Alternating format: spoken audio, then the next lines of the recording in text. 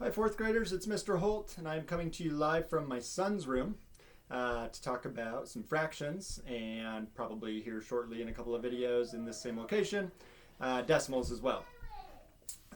This is day one of our third and final fractions packet. So far in our fractions learning that we had done both in the classroom and now from home, we had really at first just looked at a lot of fractions and named them. We talked about the numerator and denominator, the top number, bottom number, parts of a whole. Typically when we're talking about fractions, we're looking at numbers less than a whole, numbers less than one, smaller than one. Unless we're talking about a mixed number, maybe 3 1/2. I have a number that's between 3 and 4. I'm right at 3 1/2. 3 and 1 more half on that way to that fourth whole.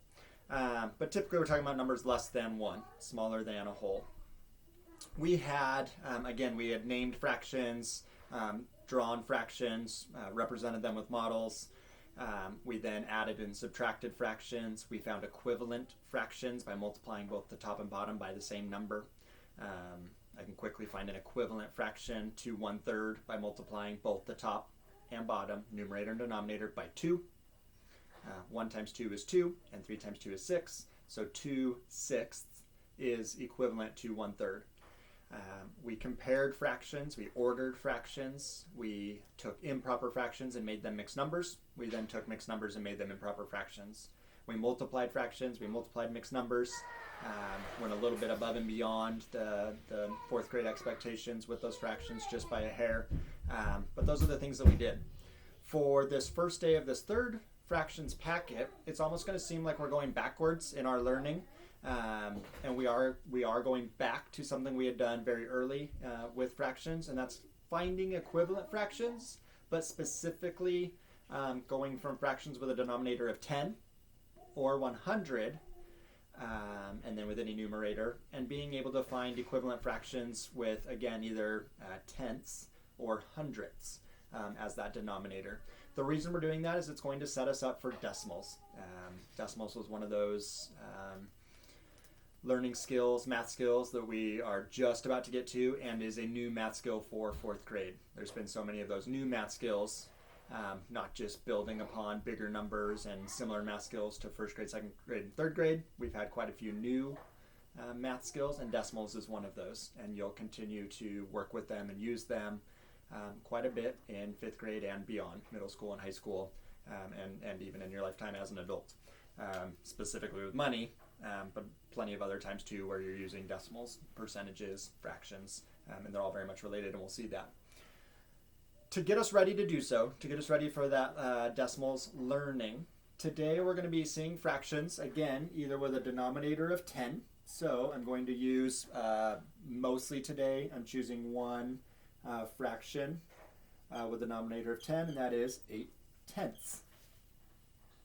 I'm going to move that a little bit closer to the video. I'm going to bring the easel forward, as well as the video forward there. Sorry about that, but I think that's going to work out a little bit better for us. So 8/10. We know that that is a fraction. 8/10 is near one whole. I have 8 out of 10. 10 out of 10 would be a whole. So if this was a pizza and I had 8 out of the 10 slices, I clearly have more than 1/2 and nearly one whole. I have 8/10. We've seen that a lot. What we need to get comfortable doing is quickly seeing the fraction 8/10 and knowing how many hundredths that would be. When we're finding equivalent fractions, and we've done so before, we're going to be multiplying both to the top and the bottom, the same number, or dividing. But again, using the same number for top or bottom. That's how we find equivalent fractions. When we needed to find lowest terms or the lowest common denominator, we could divide by a number, but we need to do the same thing to the top as we do to the bottom. To make this into a fraction that has a denominator then of 100 specifically, I'm being asked to find an equivalent fraction to 8/10, but that has a denominator of 100. How many out of 100, how many hundredths that's going to be equivalent. I need to multiply to go from 10 up to 100. It's going from a smaller number to a bigger. So to go from 10 to 100, what number would I need to multiply by? exactly, multiplied by 10. 10 times 10 is 100. If I then, whatever I did to the bottom, I multiplied by 10, I need to do to the top. If I multiplied by 10, I need to do so again. 8 times 10, yep, exactly, 80. 80 100ths is equivalent to 8 tenths. And you're probably going, yeah, we know that. We've done that before lots of times, and yeah, duh. And that's fine. Again, we're kind of going back to something we had done earlier, but we really want to get comfortable and pretty quick and understand why, how we can go from 10 to 100 on our denominator, or vice versa. So I'll use a different number this time. I was going to use 8 tenths kind of the whole time, but I think it's going to make more sense to change it a little bit. I'll change it slightly. This time, I have 70 out of 100. 70 100ths is the fraction that I have. Again, greater than 1/2. Not quite a whole. I'm 70 out of 100 on my way to being a whole. 70 100ths. If I need to make an equivalent fraction to 70 100ths, and I need that fraction to have a denominator of 10, what needs to happen? You probably are already, many of you kind of going, oh, I know what that numerator needs to be, or I know what fraction is going to be equivalent to 70 100ths, and that's great. We do want to get really quick just seeing that, but we also want to understand what's happening there. To go from 100 down to 10, I'm going to need to divide by 10. To go from 70, or to whatever I did to the bottom, I need to do to the top. You can't quite see that. If I bend this, now you can. I divided by 10. 100 divided by 10 to get 10. I need to do the same thing to the top that I did to the bottom. Dividing by 10. Sorry, I should go like that. And I should have done the divided by 10 right up above it when I come around a spot. Divided by 10, 70 divided by 10. Or how many tens to go into the number 70? And yes, of course, that is 7 tenths. So we went from a fraction where we had 10 as our denominator, went to 100. 8 tenths is equivalent to 80 100ths. We went from a number where our fraction where our denominator was 100. 70 100ths is then 7 tenths. I wanted to show you what's happening there, and you probably already knew that or quickly saw it, what was happening.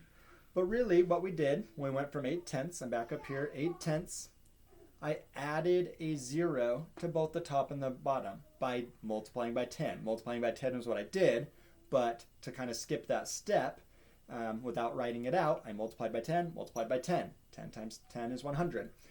So I really added a 0. Added a 0 here, added a 0 here. 80 100ths.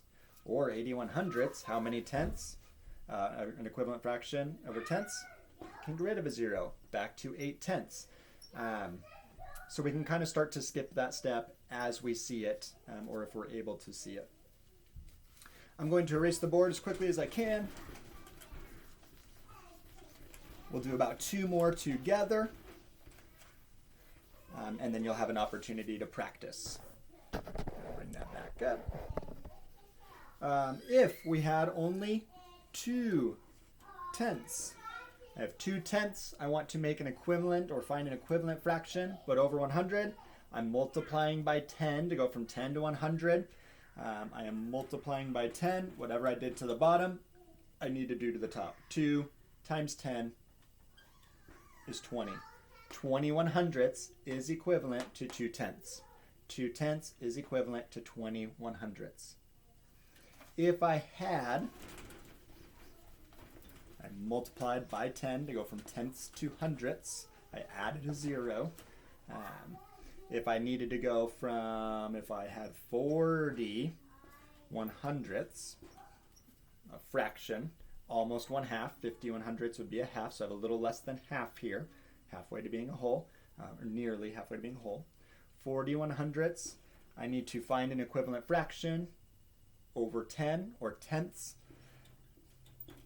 Divided by 10, or got rid of a 0, got rid of a 0. 4 tenths is equivalent to 40 100ths. 40 100ths is equivalent to 4 tenths. It's just going back and forth between hundredths and tenths. Multiplied by 10, divided by 10. Adding a 0, getting rid of a 0. We'll be back tomorrow with day 2 from the third and final fractions packet. And good luck practicing this one, paper and pencil. In fact, there's probably going to be a link right next to this video, I'm thinking, that allows you to practice the skill. And of course, we recommend Khan Academy and Prodigy as well to practice those math skills. See you later, 4th graders.